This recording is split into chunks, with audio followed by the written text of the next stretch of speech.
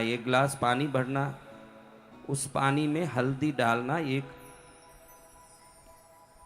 Spoon जितना, छोटा tea spoon आता है ना उतना, एक हल्दी डालना। फिर थोड़ा खड़ा नमक और थोड़ा भीमसेनी कपूर, ये तीनों डाल देना, हिलाना नहीं। पहले हल्दी डालना, अच्छे से सुनो, फिर नमक डालना, इसी क्रम में डालना। पहले हल्दी, फिर नमक, फिर भीमसेनी कपूर। भीमसेनी कपूर को भी चूरा करके डालना, हिलाना नहीं। खड़ा नमक ऐसे ही डाल देना। फिर घर के ईशान कोण में गुरुवार को, देखो ये बात गुरुवार को शुरू हुई थी, गुरुवार को ये करना। बराबर भगवान ने आज याद दिलाया, ये है माँ की कृपा। जय जय गुरुदेव। हमने पिछले गुरुवार को ये शुरू ही किया था, आज गुरुवार है बोल के, लेकिन 8 दिन से भूले, जो वापस पहुंच गए उसको भूला नहीं कहा जा सकता। जय जय गुरुदेव। तो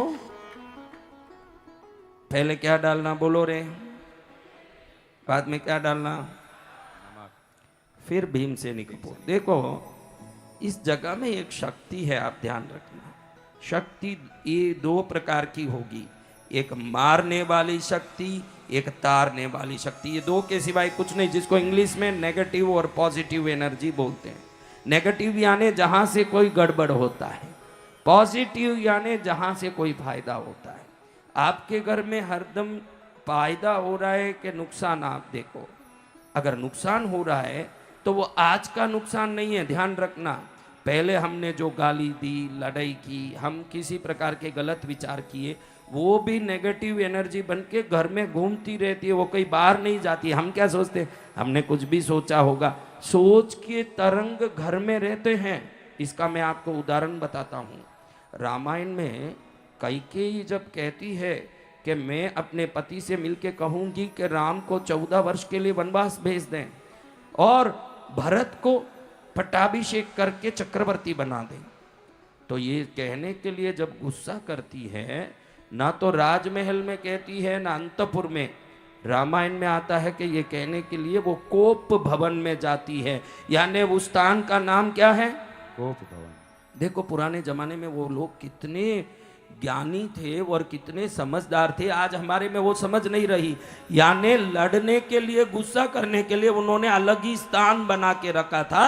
जब भी गुस्सा होगा उस जगह में जाके गुस्सा करेंगे। उनको मालूम है कि हर जगह गुस्सा करोगे तो वो तरंग भविष्य में जब भी हम घुसेंगे तो उस गुस्से को वापस प्रकट करके घर में लड़ाई कराएगा। ये बात समझ रहे हो आप?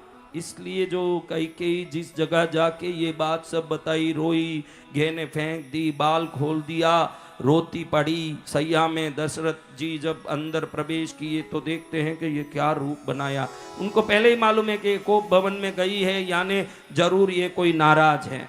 नाराज होने के लिए वो लोग अलग स्थान रखते थे पुराने जमाने के हमारे पूर्वज। उनको मालूम है हम पूजा करते हैं, उस कमरे में घुसते ही हमको कृपा महसूस होती है, तो गड़बड़ करते हैं तो वो तरंगे गड़बड़ महसूस कराएगी भविष्य में, ध्यान रखना। आप ये समझ नहीं पा रहे हो, आप हर जगह लड़ना शुरू कर देते हो कि नहीं, देखते नहीं, आओ न ताओ, खाते खाते ही लड़ाई, रसोई बनाते बनाते ही लड़ाई, पति घर में घुसा लड़ाई, पति सोने गया लड़ाई, पति खड़ने गया लड़ाई, पति जाग गया लड़ाई। पति तो हाथ जोड़ के सोचे आज का दिन सुबह मेरा अच्छा हो गई, हाथ जोड़ता हूँ, कोई आ न जाए मेरी झगड़ने। और कई पति भी झगड़ालू हैं, पत्नी डरती रहती है कि कब ये झगड़ा शुरू करेगा। हर जगह है, पति में भी है, पत्नी में भी है। दोनों परस्पर ये ध्यान रखें कि ये ईंटें जो मट्टी की बनती है, आप देखो मट्टी में पानी डालो क्या होता है बताओ, हाँ? तो जो वस्तु भी किसी वस्तु को सोंकता हो, खींचता हो, तो वह वस्तु आपके विचारों के तरंग को भी अपने में खींच के रखता। ध्यान रखना, आपकी ईंटें खाली पानी कोई नहीं सोंकता। जो घर बनाया आपने ईंटों से ही घर बनाया है ना, कोई प्लाईवुड से तो घर नहीं बनाया।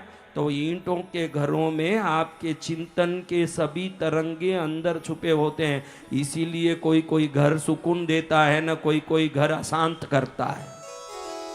तो ये अशांति कैसे मिटाएं, इसका ही तरीका बता रहा हूं कि आपको अशांति मिटाना कैसे है।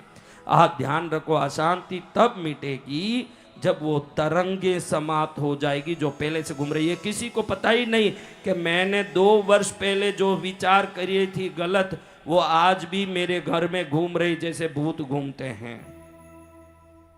आप कई बार गलत विचार कर लेते हो, कभी कभी बच्चों को देख के ही मन में आवे कि ऐसे शैतान बच्चे नहीं हो तो क्या, कई माँ ये सोच लें, पर मन में आवे कि अरे अपने बच्चे हैं, जैसे हैं वैसे हैं। लेकिन एक बार जो सोच निकला वो तो सोच ही है ना, उस सोच का क्या करोगे। एक बार अपन ये भी सोच लेते हैं कि ऐसी पत्नी मिली क्या करूं, तो ये सब सोच है। तो इन सोचों का तरंग घर में, ईंटों में, चीजों में, फर्श में, सब जगह रहता है, ये घूमता रहता है। ये सबसे ज्यादा ट्रैवल करके एक जगह खड़ता है, तो वो जगह है ईशान कोण, उत्तर और पूर्व का कोना। कौन सा कोना? उत्तर और पूर्व का इसलिए कोना। हर गुरुवार को सबको ये करना ही चाहिए, 100% करना चाहिए कि एक गिलास में पानी भर लिया। वो ग्लास होना चाहिए कांच का, स्टील का, पीतल, तांबा कुछ नहीं चलेगा, क्योंकि अब वो जगह में जो खराब तरंग है वो ग्लास का धातु उसको खींच लेगा, फिर वो ग्लास दुख देगा आपको। कांच का ग्लास ही होना, मेटल नहीं होना। मेटल ये तरंगों को अपने में समेटता है। कांच रिफ्लेक्ट करता है। जब आप दर्पण पर खड़े होते हो, आपकी छवि सामने दिखती है कि नहीं? दुनिया में ग्लास एक ही है जो रिफ्लेक्ट करता है। तो आपको कांच का ग्लास लेना, उसमें पानी भरना, पानी पूरा नहीं भरना, थोड़ा सा ऊपर कम रखना, ताकि अगले दिन ये ग्लास उठाते समय वो जल गिरे ना। उस फर्श में गिरेगा तो जरूर विपत्ति होगी, क्योंकि उस जगह पर वो पूरी खराब तरंगों को रात भर में वो ग्लास खींच चुका होगा। इसलिए आपको सावधान रहना। एक ग्लास में थोड़ा पानी भरा, रख दिया, उसमें 1 स्पून हल्दी डाला, आधा स्पून नमक डाला, आधा स्पून भीमसेनी कपूर को चूरा करके डाल दिया। फिर हिलाना नहीं, ऐसे ही डालना। अगले गुरुवार तक अगर उधर रह सकता है तो रख सकते, नहीं तो 1 रात रखना। अगले गुरुवार तक रखोगे तो आप देखो तो आश्चर्य में पड़ जाओगे कि वो पानी कोयले की तरह काला हुआ होगा, क्योंकि इतना सारा जो घर में अशुभता है वो पूरा ये पानी खींचता है। घर पूरा शुभ शुभ हो जाता है, गलतियां सब निकल जाती है।